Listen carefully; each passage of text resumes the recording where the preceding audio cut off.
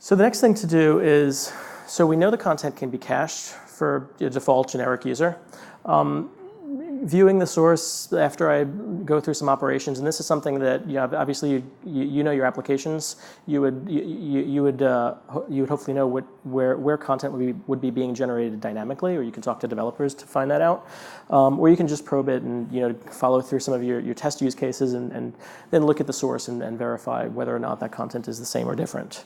You can use Charles to do the diffs as well, or you could use in this case I just used my eyeballs, and it was pretty apparent that welcome test user showed up in the HTML when I logged in. Likewise, when I added an item to my cart, I can see that I can see that I had a 1 show up in the shopping cart. So in this case, this page, while it's cacheable, it's not unconditionally cacheable. So the next thing I wound up doing was I took a look at Charles and I tried to find out if I've modified my session where I've logged in, I've added an item to my cart, and then I go back to the home page. If I take a look at the request cookies, what do I see?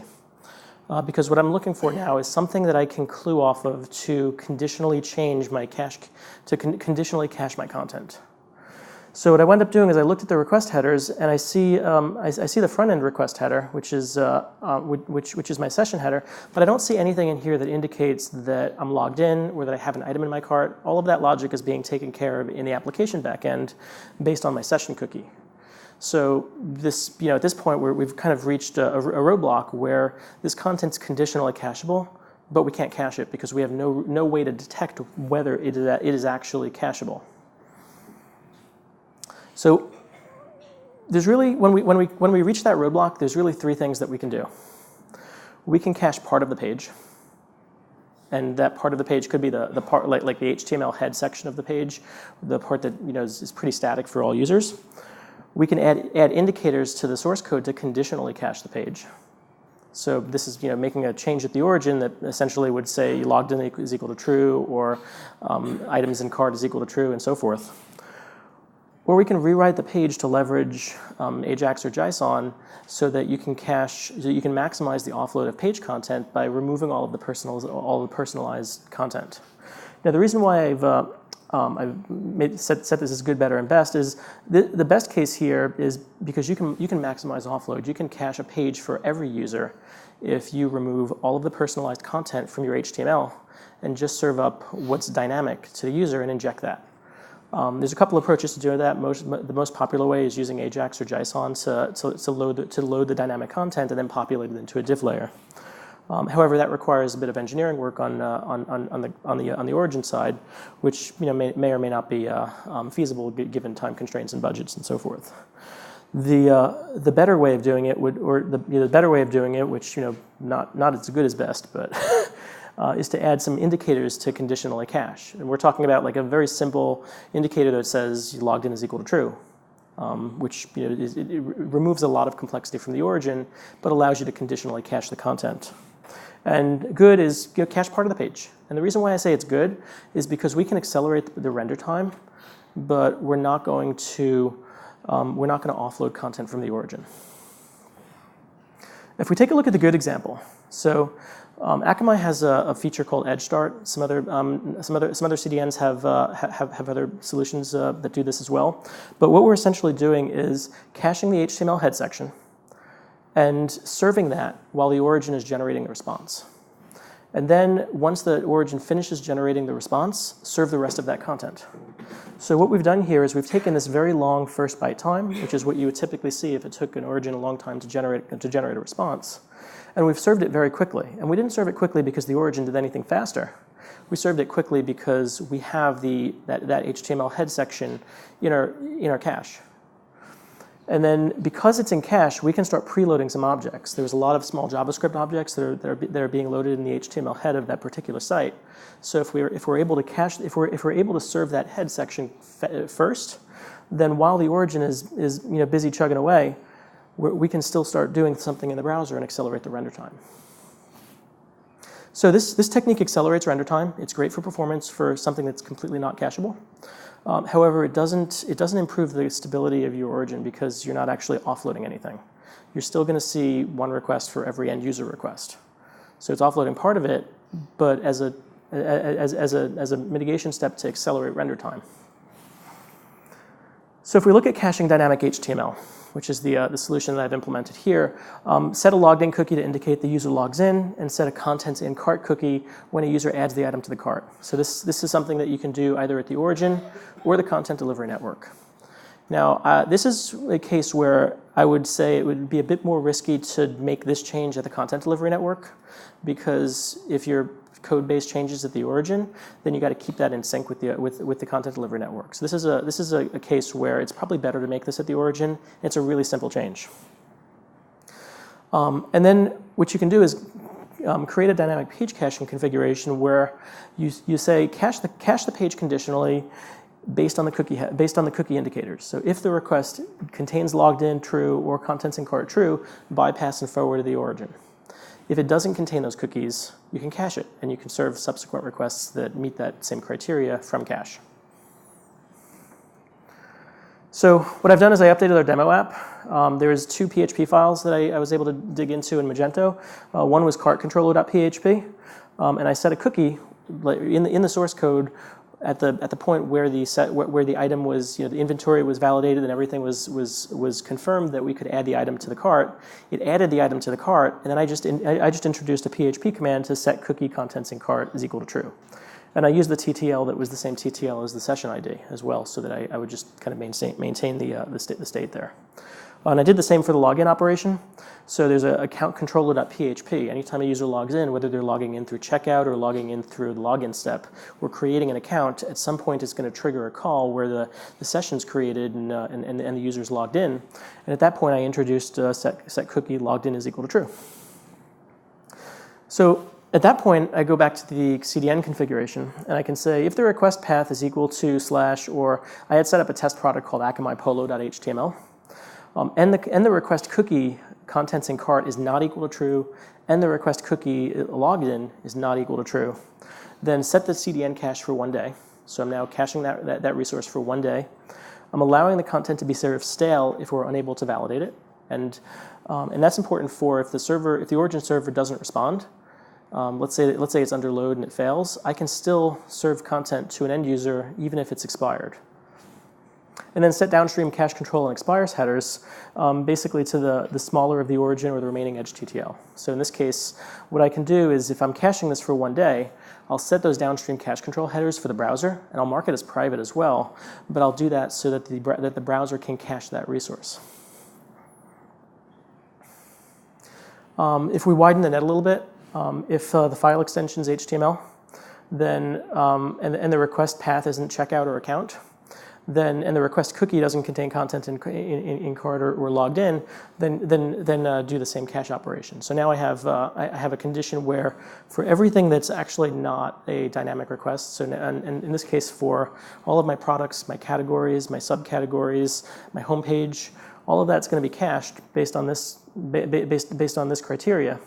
And we're going to use this condition here to exclude all of the content that I know, based on the knowledge of the app that I gleaned from going through the source code, that would modify that would modify the session or just be truly dynamic content. And then just checking to make sure that that there's nothing in the cart and the account and there's no one logged in. So.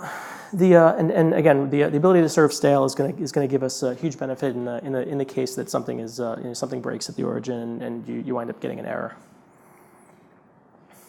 You can also cache search results. So, for example, now the search results you're going to have, and we mentioned this before in terms of cache pollution, where you'd have a number of different search results for. You'd have a cache key for every single search result. So your popular search results are going to be cached. And that's great. And your unpopular search results are probably going to be mostly cache misses. And that's okay, as long as it doesn't interfere with the caching strategy for the rest of your page. You don't want the volume of you don't want the volume of cache keys to potentially cause content to get kicked out of cache. And if you find yourself in a situation like that, then you can always create separate cache buckets for content that has a large number of cache keys, so that you don't affect some of the other content that would be cacheable. Before we go on to third-party stuff, does anybody have any questions on dynamic page caching? Okay. Does anyone that... I'm sorry. Can you explain what it means to create separate cache buckets? Sure. Is that in Varnish? So the concept that we refer to here was to create the separate cache buckets. On the Akamai side, the way that we would do it is create like a separate CP code or separate reporting code. So it's just a grouping of cacheable items. So you can purge those separately. You can control the cache for that separately. I believe you can do something like that in Varnish, but I'd have to check. If anybody knows, feel free to volunteer. Yeah, I mean, I'm no expert on Varnish, but logically, it's creating a separate, either physically or logically partitioning the cache. So technically, you could have a whole separate Varnish instance just for your search responses. You mentioned page start, I think it was? Yeah. So that lets you do page fragments? So it's not necessarily fragmenting the page, but what it's doing is it's just caching up to a part of the page. So if you look at your HTML and let's say you went top down in the HTML and you said, this is what I want to cache up until, we can do that. And it's similar to one of the. I know, Steve, you had published an article about flushing the buffer early, which was like right after the HTML head is generated, flush the buffer, and that outputs that directly to the browser. So it's a very similar concept to that, except it's implementing that on a content delivery network, whereas you would cache that head and serve that while the origin is generating the content. Do you have anything about fragments and serving it up from the CDN? You can do that as well. So some CDNs, Akamai does this well, support something called edge side includes, where you can create multiple fragments within, and these ESI fragments could be sent through like an ESI processor to basically cache different portions of a page. So, for example, if we take a look at the Madison Island page, you can have a separate cache fragment for this top banner here, where you have the cart and you have the login. You can have a separate fragment for the top navigation, the search results, the bottom navigation, and so forth. And then what you can do is you can say, here's all of my static fragments, cache those. Here's my dynamic fragments. Those will always go forward to the origin, or some of them could be offloaded at a lower frequency, and then build that content up at the edge. So once you have all the fragments, generate the page and then serve it downstream. That reduces load at the origin.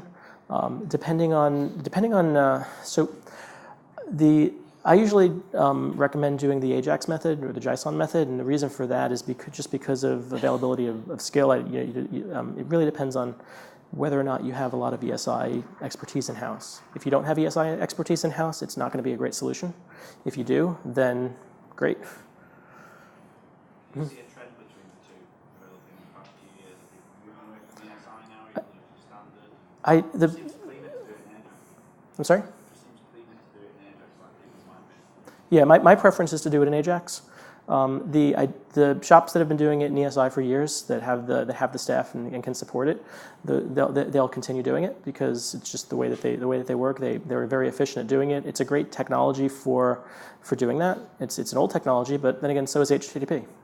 But if you don't have that expertise, don't do it because it's so much easier to find expertise with AJAX. Any questions? Alrighty. Next thing I'm going to look at is this particular application was using two third-party objects, and I'm going to focus on one of them. Third-party objects, we all know that those can be single point of failures. So, like for example, if I looked at Spofomatic, I can see that the fonts.googleapis.com is a potential single point of failure for this particular site.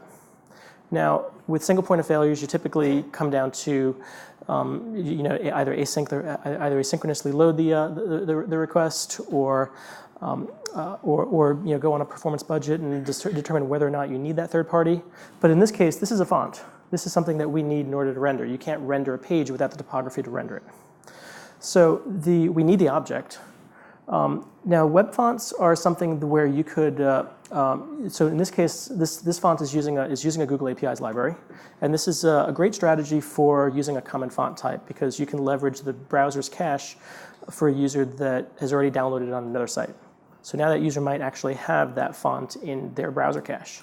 But if you're using a more vague font that a user might not have in cache, then using a third-party library might not be the best way to go. because you're going to have a cache miss, and it's going to be a third-party cache miss. So it's going to be a cache miss at the browser, but it's going to go forward to a third party. The other thing to consider is that there's 2 additional DNS lookups here and 3 additional TCP connections just for loading this font. We're just for loading the fonts here. So if we take a look at the source, I can see that there's a style sheet here for fonts.googleapis.com, and I can see that the font family here, and then I can see the style sheet that's generated. And the style sheet has the fonts.gstatic.com domain in the fonts, and that's why we had the multiple DNS lookups and the multiple TCP connections, because we have 2 different third-party domains and multiple connections to go out and fetch those resources. So we really have 2 options here. The best option would be to serve the content from the primary domain if it's going to be an object that isn't shared across multiple users, or multiple sites, or if it isn't a font that's shared across multiple sites. But that requires a code change at the origin. Another way of doing this would be to add some logic at the CDN where we can rewrite the HTML and perform forward rewrites to the third party. So now you still have the third party request, but you've masked that third party request from the end user, and you're basically using the CDN to send that request forward. So in this case, there's no code change at origin. You replace the third-party host names from the HTML and the CSS. At the CDN, match on the file names and fetch from the alternate origin. And then we can also cache the response at the CDN. It essentially puts you in control of the third-party resource. Doesn't that assume no IP issues as well? I'm sorry? Doesn't that also assume no IP issues? In what sense? Whether you have the right to Oh, right. Well, I assume that if you're hosting the font on your website, that you have the ability to. But if you're not hosting, if you're using Right. the site, you can store it. Right. Yeah, that is true. Yeah, and what he said is there's no IP in terms of intellectual property. So if you're not allowed to host the resource, then you shouldn't. So going back to the HTML, you can see googleapis.com and fonts.gstatic.com. What I've done here is I've created this find and replace logic at the edge. This is something that this is logic that we've essentially implemented on the Akamai edge, where I say, in this case, if the file contains slash or the file extension's PHP, so now I'm qualifying all of my pages. I'm going to look for fonts.googleapis.com in the HTML. And then I'm going to replace it with www.advancedcaching.org/googleapis/fonts.googleapis.com. So you can see I've replaced it with our primary domain name. I still have the original domain name in here, and then I've also given myself a little indicator here that says this is Google APIs. I also did the same thing for all the fonts. So, for example, if the path contains Google APIs/fonts.googleapis.com, I now know it's the font that I rewrote the URL for, or the CSS I rewrote the URL for. I'm going to find fonts.gstatic.com and replace it with advancedcaching.org/gstatic/fonts.gstatic.com.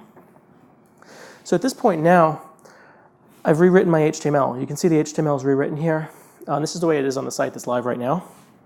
When I run, what I wound up doing next was I implemented some logic at the CDN layer. And what I've done is I've said if the path contains /Google APIs, I'm going to remove Google APIs from the URL.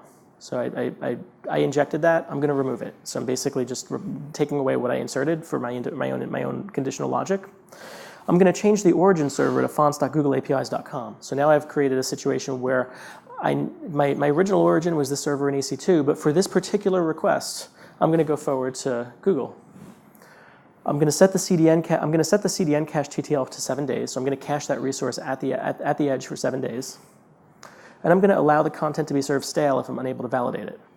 And the reason for that is because I'm dealing with a third-party resource. And while I know it's probably going to get served because it's Google, if it was another third party that maybe wasn't using a content delivery network or maybe had some varying performance, I want to be in control of that cache TTL. I want to be in control of whether or not that user gets something rather than error. So this step here, allowing it to be served stale, greatly reduces your risk of a single point of failure. Next is setting downstream cache control and expires headers.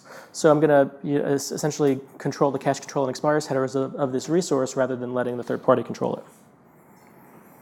I do the same thing for the gstatic resource. So I did it for the CSS. Now I'm doing it for the fonts. So I removed the Google API slash from or the gstatic slash. This should have been gstatic, but I essentially removed the path that I injected. And then what I wind up seeing in the web page test measurement is before my request was number 14. So here's my fonts.googleapis.com. I can see the DNS lookup and the TCP connections, and my start render time was at 0.9 seconds. After, I can see that the request moved up to number 4.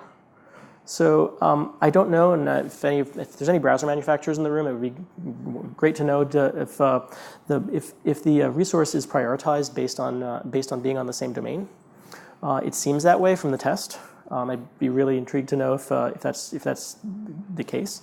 But there's no additional DNS overhead. There's no TCP connection. There's no TCP connection overhead in terms of that we're reusing the same connection, and the request is cached at the edge. And you can see we've improved our render time by 200 milliseconds. Now, when we're talking about content that is render blocking, something that can create a single point of failure, accelerating that render time by 200 milliseconds is huge. So in this case here, you can see in the waterfall graph that we were able to start getting the banner loaded for this resource 200 milliseconds earlier with the third-party caching on and with the forward rewrite on. The other thing is if you ran a single point of failure test on this, you'd find that the fonts were no longer a single point of failure. There's a question here. Isn't there a bit of a security issue with this technique? In what sense? You're serving content on your domain that you don't control. Mm-hmm. Well, that's the same with any third-party object. So whether you're doing the... If you have a certificate at your domain. Right, so if this was HTTPS, well, that would be a case where you would need to validate that SSL certificate. So there would be some logic that would need to be in place. For the cookies, so you should remove the cookies. Yeah. This kind of, yep, that's a good point. You should remove those cookies when it's going forward to the third party. Yeah, also, I mean, it's not, it won't work in every case, right? So if you have an ad on your page, those ads are pretty, typically served on their own domain for a specific reason for tracking and everything. Yeah. So it's a very specific case where you can do this, where it's a static content, where it's okay to cache it at the edge and it's okay to rewrite the URI. So all those conditions have to be met in order to be able to do this. You wouldn't want to do this for all third parties. Like this certainly isn't a replacement for a tag management solution, say. But for example, if you have like a jQuery library that is being served somewhere else that's out of your control, this is a way to kind of rope that in, serve it from your domain, have your own TTL, and basically be in control of that object. This also works just if it's not a third party. So if you're in a large enterprise and you have multiple development teams and multiple websites and you're cross-referencing resources, depending on the use case, there might be a justification for rewriting it and sort of fronting somebody else's application and caching it as if it was your own application. So at this point, I'm sorry, was there another question?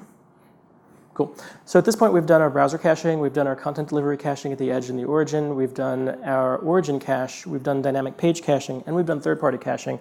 And now we're at very nice status. So if we throw some load at the server, and I mentioned before that this was a very kind of fragile EC2 instance. There's not it can't really tolerate a whole lot of traffic. So it wasn't really hard to break it. But I wound up throwing the same amount of load to both the version that we've just configured here, as well as just the origin directly. And you can see that the first byte time on here was pretty slow when it was under load, whereas we didn't really see any impact because the base page was cached at Akamai, all the objects were cached at Akamai, and so forth. So this can be a huge benefit in terms of delivering content under load, even from this tiny EC2 instance. So the next slide we had was some scenarios and guidelines. And I think time check, we've got 15 minutes, right? Yep. It ends at 12:30? Okay. So we've got a couple of scenarios I wanted to go through. The first is an e-commerce scenario. So we're going to talk about JCrew. Now, we have a couple of people from JCrew in the room, too. So There was a need for maximizing offload when we started working with JCrew, and this had to be like 6 or 7 years ago, or even longer. But essentially, we wanted to proactively increase the capacity of JCrew's web application infrastructure. We wanted to make it resilient against large traffic events, especially if, let's say, Michelle Obama walks outside wearing a JCrew outfit. That seemed to generate a lot of traffic back in a few years ago. We also want to maximize performance for repeat visitors. So first of all, this is not something that is kind of a new technique for JCrew. They've been doing it since 2009. There's a couple of other things that we're doing here. So we've got redirects configured at the CDN layer. We mentioned before what some of the performance advantages are for that. We're actually doing a split origin for desktop and mobile traffic. So we'll kind of go into how that's configured as well. And then we have a flexible cache keys to maximize offload. So if we take a look at redirects configured at the CDN, when a request is made for www.jcrew.com, it's going to redirect you to www.jcrew.com/index.jsp. Now, if that redirect went forward to the origin, you'd have to deal with that round trip latency for just serving that redirect. So in this case, we're serving that redirect at the edge, getting the user that resource a lot faster. And you can see here that that's like 160 milliseconds for that redirect. And you can see the server here is Akamai Ghost that's doing that redirect. So the other thing to note here is that the redirects are location-based. And what I mean by location-based is that if a user is in the United Kingdom and they make a request for www.jcrew.com, they're going to get redirected to a different URL. And all of that logic is stored at the CDN layer. So it means that even if a user is that far away from the origin, they don't have to go back to the origin to find out which URL to pull. It also, from a dynamic page caching perspective, means that we also have a separate cache key for both of the pages. And if we take a look at the desktop versus the mobile site, so this is the same URL. It's two different origins, but both versions are cached. So we have a flexible cache key that allows us to basically say this is a mobile page, this is a desktop page. We're routing it to the proper origin server, and the cache keys are going to be flexible enough so that if you pull up the page from your mobile site, from your mobile device, you're going to get a mobile page that's cached at the Akamai edge. Likewise, there's short TTLs for dynamic content, so this allows content to stay fresh while also maximizing the offload. So in this case, even a 10-minute TTL, which you can see here, is very effective at decreasing origin load while increasing end user performance. We also have long TTLs for static content. So JCrew is versioning their assets. You can see the versioning strings here, and you can see there's a 365-day TTL here at the edge. We also have a cache control header that's at 365 days as well. So this maximizes offload for repeat visitors as well, and it means that they don't have to worry about doing these constant cache purges every time they change content. Any questions on that?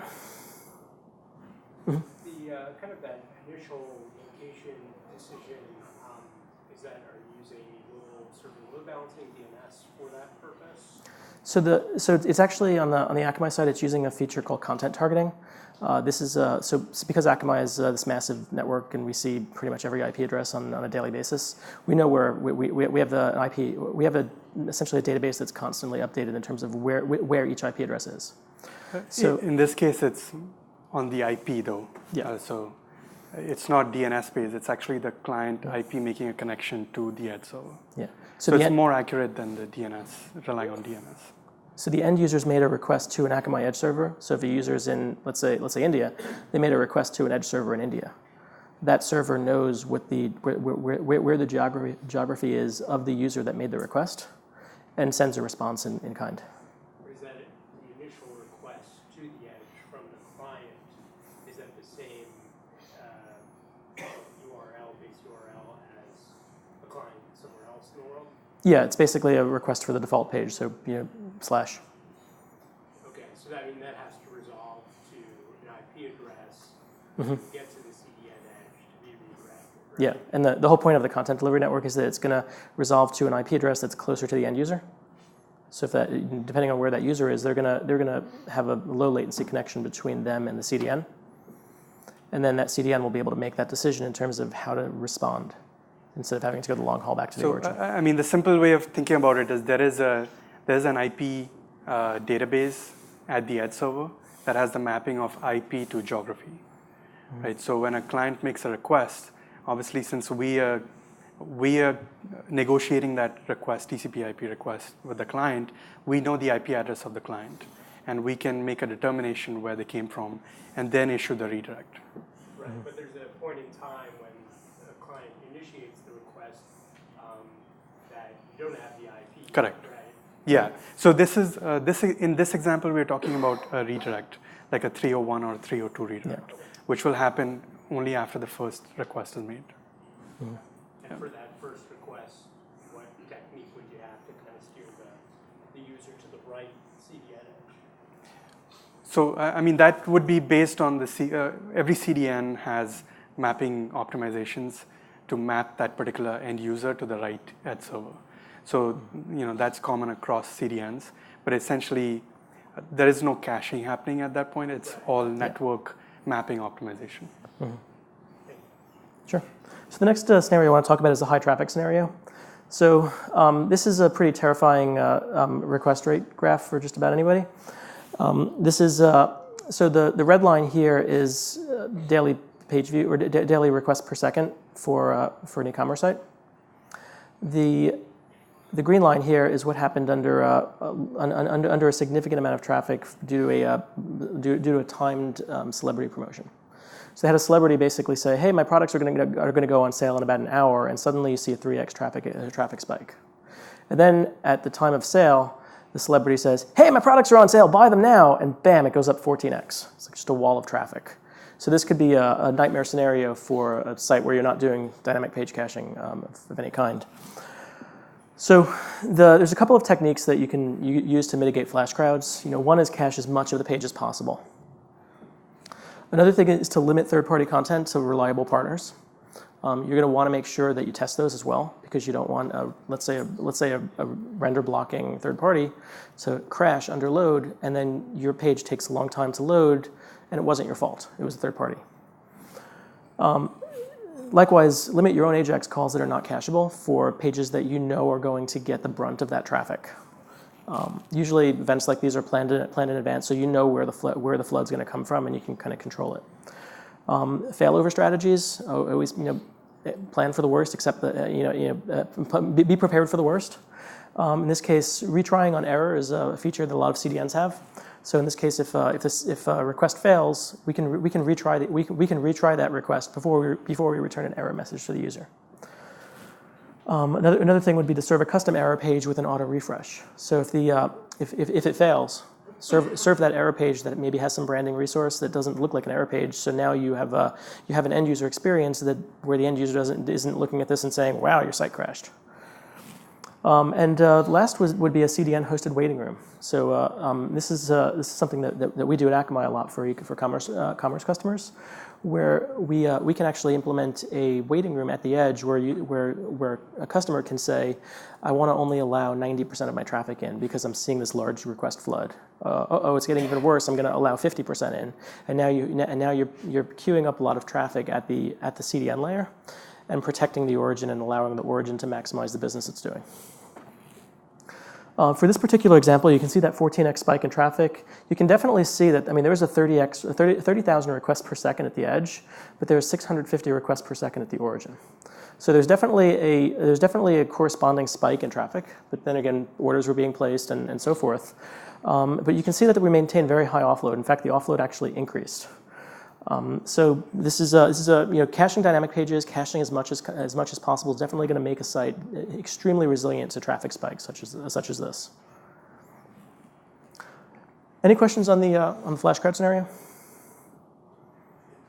Is this an argument for the waiting room? Is an argument for running your dynamic pages through the cache, even though. So it's actually before the cache even happens. So you have a situation in which you're already for the front door. Yeah, you're already dealing with too much traffic, right? So now you can pile more onto it, but then you're going to take the users that are already in your system and have like items in your shopping cart and so forth, and it's going to prevent them from completing their purchase, because if something crashes, if your database tanks under load, everyone's going to suffer. So if you start queuing traffic, then you can create this kind of orderly progression where users can be funneled into the application, but queued at the edge. And it allows more traffic to get through. It reduces the load at the origin, and it allows the origin to continue turning away despite the massive crowd, the massive flash crowd. Yeah. Any other questions? So let me breeze through the last scenario because we do want to leave a few minutes for questions. So I'm not going to go through it in too much detail. But when you think about mobile apps, what's really powering the apps are the APIs behind it. And that's where we want to focus on for the next couple of minutes is think about those API responses just like you would a dynamic page, right? So an API response is essentially constructed on a per request basis, but there's no reason if you follow the logic that we outlined, you could determine that it's conditionally cacheable or cacheable with multiple variations and treat it like just another dynamic asset, which potentially can be cached. So I'll breeze through this and just go straight to the recommendations. With APIs, especially if you're providing a service that's public-facing and it's consumer-based, then think about a cloud solution, both for the compute as well as for CDN, right? So it might seem like you're adding costs, but the total cost of ownership is going to be less. You want to generate your high CPU-intensive responses at the compute cloud, and you want to offload all the static and dynamic or cacheable dynamic content at the CDN. We talked a little bit about making sure that you're not polluting the cache. And with APIs, it's even more important because you're not the only ones writing APIs in front of your service or writing clients using those APIs. There could be a fragmented developer base, and you want to make sure that not only are you providing the right guidelines in terms of how to construct those requests, but also you're rationalizing and normalizing a lot of those cache keys at the edge. So in this case, what we've done is we've rationalized and reordered a bunch of lat-long coordinates, which all map to the exact same location. So a client may request a weather information from a weather service using a variety of latitude, longitudes, which might all be for the same location. So there's no reason to cache it differently. And you could implement some custom logic to rationalize that before caching. The other thing is most API vendors will enforce an entitlement on each and every API response. And so going back to the situation where we have protected content. So think about the scenario we talked about with large file download that need an authorization. It's no different from that, right? So you can do authorization as well as caching at the same time by separating that control flow from each other. And all the usual recommendations apply, right? So an app is nothing but a browser, but a little more fine-tuned control over how it's making those requests and how it's rendering it. But at the end of the day, it's still over HTTP. So that's where we will end our session. We have about 2 minutes for Q&A. Yes, go ahead. The web page test modifications that you made, is that code available? And did you already request for pull request to Pat's? I haven't posted it yet. I reached out to Pat. I'm sorry, the question was the code modifications I made to web page test, is that publicly available? And did I make a pull request? Answer to that is I reached out to Patrick Meenan, so I'm going to talk to him about it, but I'll certainly post that code as well. Sure. Any other questions? So we do have 3 Raspberry Pi giveaways, and we didn't have a great criteria to give them away. So we're going to give it away to the people who ask the most questions. Does that sound fair? All right. So I believe it's about these two gentlemen. Quite a few. You asked quite a few, and you back there asked quite a few. So.